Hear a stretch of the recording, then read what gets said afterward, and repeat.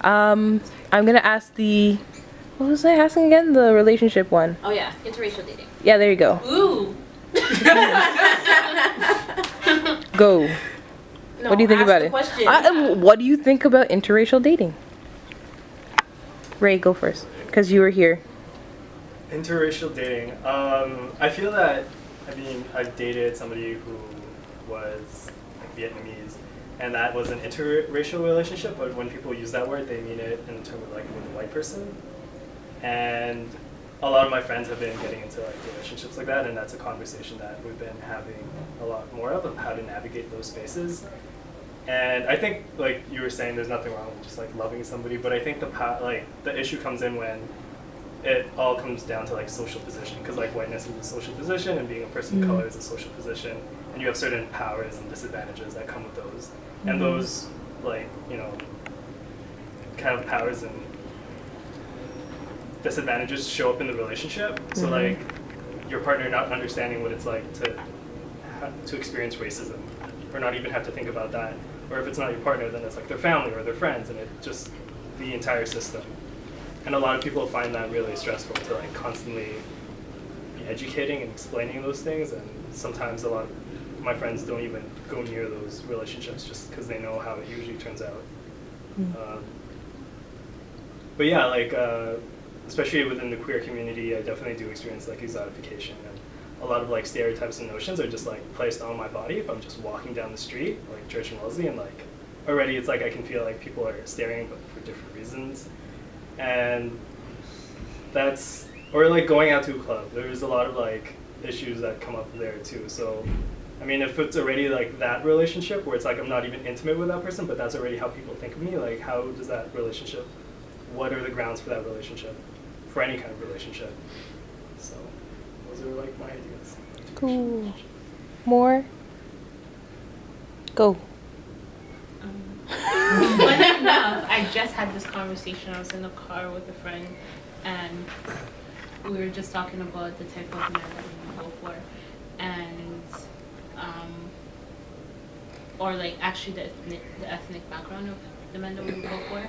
And I said like, if I ever brought a white man home, that would just be the end of all. Like it just wouldn't happen, and my mom would just not be accepting of it, period. I personally, I think I still have to think really hard about how I feel about that for myself. But as of right now, it's not like something that I see as an option, or I don't walk down the street and just, like, I see a white man and I'd be like, oh, it's cute, but like I wouldn't see nothing more of it. And it doesn't bother me that a white man wouldn't come up to me and talk to me, or when one does, which is very rare, I just kind of like. It's like, what are your intentions? Yes, like I completely think it's like, oh, it's the braids. He thinks I'm exotic. Like I just start thinking. I don't know how I feel about it, right?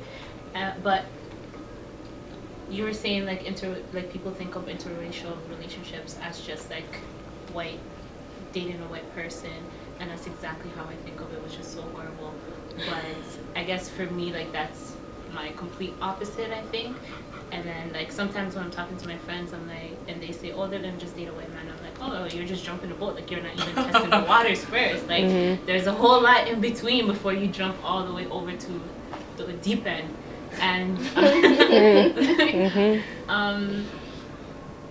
so I don't know. To give you an honest opinion, I would have to really sit down and think about it and see how I feel about it with myself and within my own future if I was to ever get into that type of relationship. But as of right now, I don't see myself in that type of relationship, and I never have been. And just to even marry outside of the continent of Africa would be an issue for me. And then once you go and break it down a little bit more, to marry outside of East Africa is almost like you're treading into like dangerous waters within my family.